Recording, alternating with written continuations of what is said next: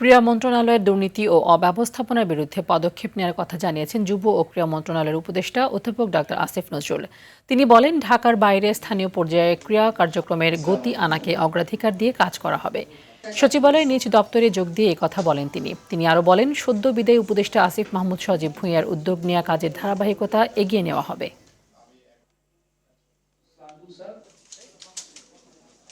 আমি আমার দায়িত্বের ব্যাপারে সচেতন আছি।